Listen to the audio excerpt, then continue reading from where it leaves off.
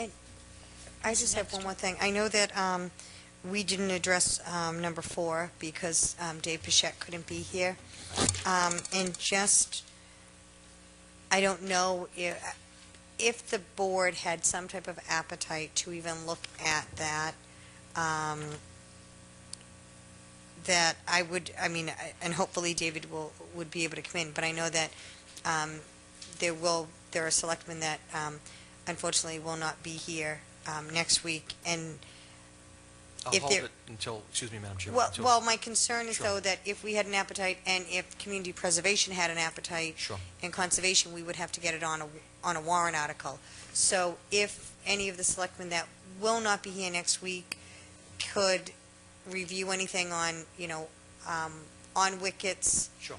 and then maybe perhaps give you their impression on whether is something that they would be favorable, so that we wouldn't keep them out of the process of the discussion with Mr. Pichette. Or maybe they could perhaps talk to Mr. Pichette in the next few days and then give you their impression, so that if there is an opportunity for us to go forward with it at town meeting, we don't run out of the deadline before we're all back together. Surely. Thank you. Madam Chair, Mrs. Winslow. since I'm the selectman that will be absent next week and I already did my homework, would you like me to make I only had one real comment. About Wicket? Sure. And I will also be out of town next week, Mrs. Oh, Winslow. okay. So. Oh. And Mrs. Winslow's daughter is having surgery next week, so that's why she'll be absent. So definitely It's lucky a number valid, legitimate. lucky number 10 for her. She's a trooper. And she's watching, so. Good luck, Savannah. Yeah, I'm sure she's saying thank you. Mr. Andrews, Sure. I don't think it's a bad idea. I think, we're in a financial pickle, and my initial reaction to it was no. But the more I thought about it, I thought, I'd really like to see something from the planning department, from someone that tells me why this would be valuable to the community as a whole, because at the end of the day, we're asking the community to spend their dollars in some of the worst fiscal times that we've ever seen. So that's what I'd want to. I'd want to see a pretty thorough explanation of what the real value is to us. Your point is well taken. And by the way, the only reason why I asked for Mr. Pichette to be here is that I asked him to look at this and put the report together, along with John Charbonneau in the planning department. But here's what it comes down to. We're in touch with Dan Bertram. I have been in touch with him. And the prospect came up, and it's a concept, once again. It's the idea, when would we get another chance at looking at an island? And we met with Mr. Bertram. He was kind enough to come up from Western New York and meet with the entire leadership team and talk with us about the concept of what would the Wickets Island mean to us if we had an interest, if we wanted to go a certain route to at least do our diligence on it. And that's really what it pertains to. So we had a very robust and very detailed discussion at leadership team. I wanted to report to this board so that you heard that he was kind enough to come up and to talk with us about it.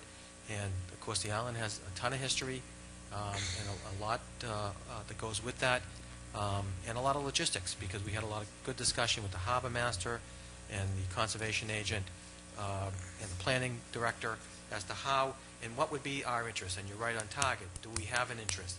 We haven't even discussed anything about the prospect of how would you move forward and how would you preserve it if you intended to, or to try to get some type of site control.